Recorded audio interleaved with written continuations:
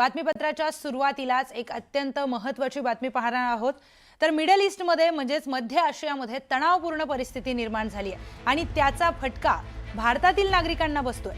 सर्वसामान्यांना महागाईचा मोठा फटका बसलाय।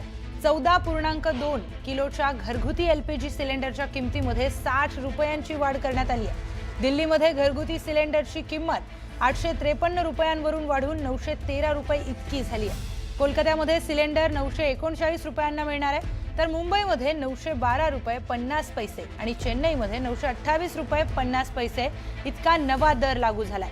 हे नवे दर आज 7 मार्च पासून लागू करण्यात आलेले आहेत।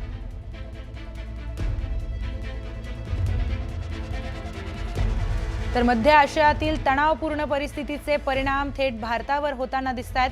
भारतामध्ये एलपीजी सिलेंडरचे दर वाढण्याची माहिती समोर आली आहे। या एलपीजी सिलेंडरच्या दरामध्ये तब्बल 60 रुपयांची वाढ करण्यात आल्याची माहिती आहे।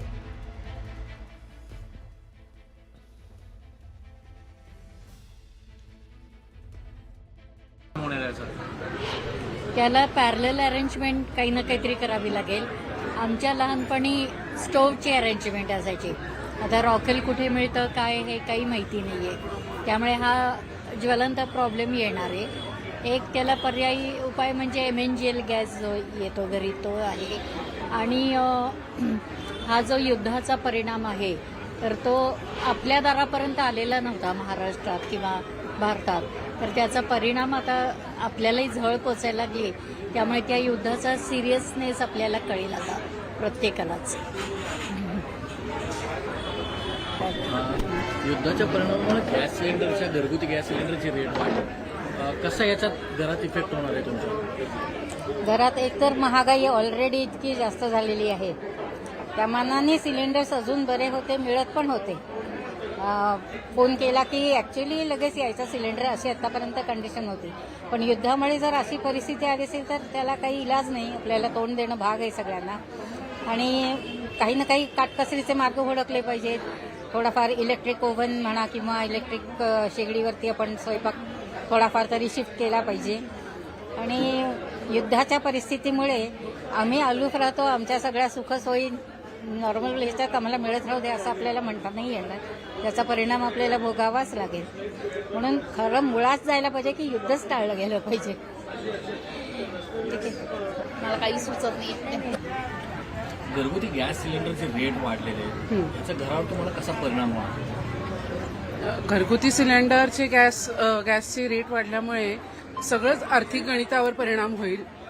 MNGL आहे आमच्याकडे, पण तरी पण MNGLचे पण रेट वाढू शकतात। कदाचित त्याचा तुटवडा निर्माण झाला तर आम्हाला नॉर्मल गॅस सिलेंडरवर शिफ्ट व्हावं लागेल, तर ते करताना आमच्याकडे तेवढे रिसोर्सेस आता बुक करणं, त्याच्यानंतर तो येणं हे किती अवघड होऊन बसेल असं एकंदरीत लक्षात येत आहे।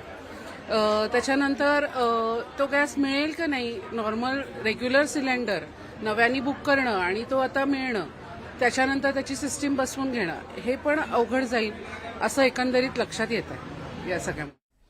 तर मध्य आशियामधील युद्धजन्य परिस्थितीचे परिणाम थेट भारतात जाणवू लागलेत। हॉर्मुझची खाडी बंद असल्यामुळे भारतात इंधन पुरवठ्यावर त्याचा परिणाम होतोय।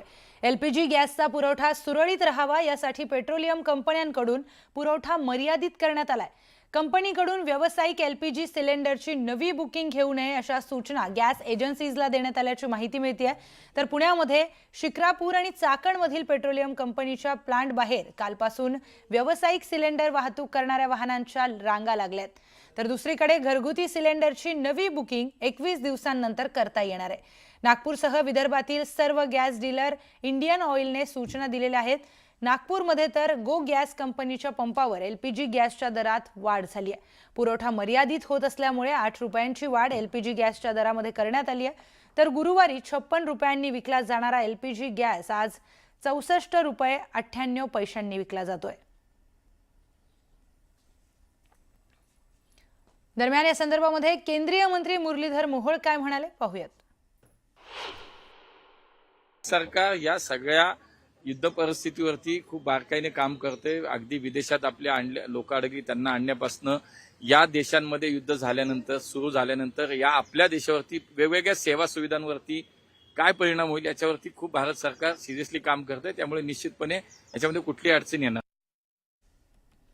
पुढची महत्वाची बातमी. दरम्यान चाकणमधील HPCL प्लांट बाहेर 2 दिवसांपासून LPG सिलेंडर वाहतूक करणाऱ्या ट्रकच्या लांबच लांब रांगा लागल्यात. आता त्यांनी सांगितलं तात्पुरत्यापूर्वी सांगू राहिले मिळेल म्हणून, पण आता रिस्पॉन्स देऊ राहिले वाटतं गॅस मिळेल अशी. कारण गॅसचा लई तुतडवा आहे नगर जिल्ह्यामध्ये. 2 दिवस झाले गाड्याच जात नाहीत, त्यामुळं नगर जिल्ह्यामध्ये फुल गॅसची बिकट परिस्थिती. मी तळेगावून आलोय. मला 2 दिवस झाले गाडी उभी आहे काय. आणि कंपन्याची एवढी ओरडे चालू आहे. बाकीचे छोटे व्यावसायिक आहे, बारीक हॉटेल आहेत आणि कॅन्टीन आहेत, त्यांचे सारखे फोन चालू आहे, पण 2 दिवस झालं काही गाडी आतमध्ये घेईना. पुढची महत्वाची बातमी पाहूयात. घरगुती गॅस सिलेंडर वापरणाऱ्या ग्राहकांसाठी आत्ताची सर्वात मोठी बातमी. अमेरिका, इराण, इस्रायल युद्धामुळे गॅस पुरवठ्यावर परिणाम झालाय, तर नागपुरामध्ये घरगुती सिलेंडर वापरणाऱ्यांना आता 21 दिवसांनंतरच दुसरा सिलेंडर मिळणार असल्याची माहिती समोर आली आहे. तर दुसरीकडे व्यावसायिक सिलेंडरचे नवीन कनेक्शन घेणं आजपासून बंद करण्यात आलंय. शिवाय व्यावसायिक गॅस सिलेंडरवर मिळणारा सर्व डिस्काउंट देखील बंद करण्यात आलाय. नागपूरसह विदर्भातील सर्व गॅस डीलरला इंडियन ऑइलने या सूचना दिल्या आहेत.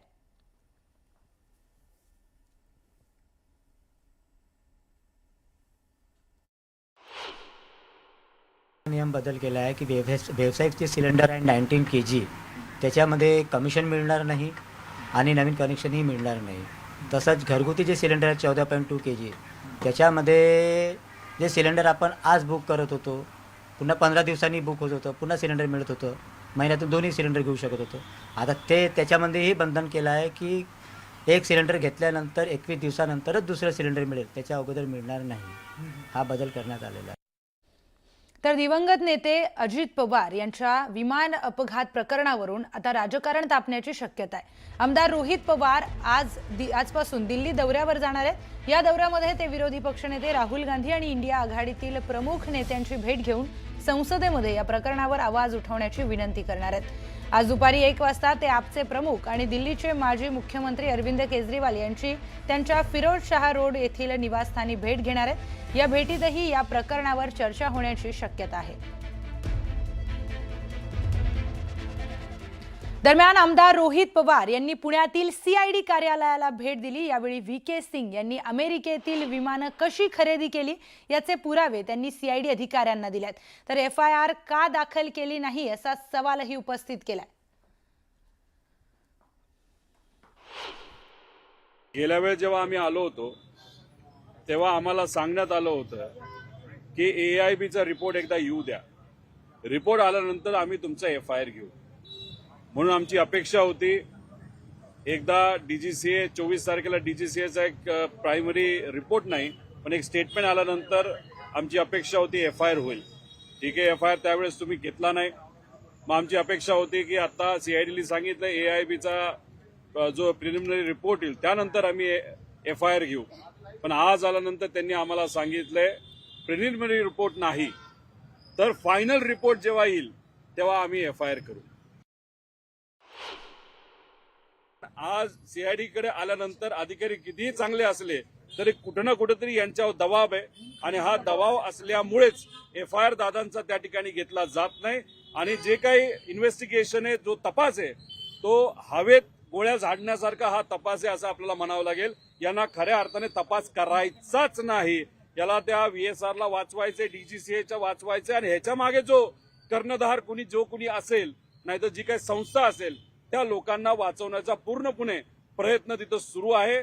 मला दुर्दैव याच गोष्टीचं वाटतं जे लोक सत्तेत आहेत आणि दादांबरोबर अनेक वर्षांपासून त्यांनी काम केले नाही तर दादांमुळे काही लोक निवडून आलेले आहेत, ते मात्र या बाबतीत भूमिका घेताना दिसत नाही. FIR करण्यासाठी प्रयत्न तिथं केला जात नाही. पुढची महत्वाची बातमी. रोहित शेट्टींच्या घरावरील गोळीबार प्रकरणामध्ये आता मोठी अपडेट समोर आली आहे. प्रवीण लोणकर यांना मुंबई गुन्हे शाखेने ताब्यात घेतलेलं आहे. ही मोठी बातमी आपण बघतोय. तर बाबा सिद्दीकी प्रकरणामध्ये प्रवीण लोणकरला अटक करण्यात आलेली होती.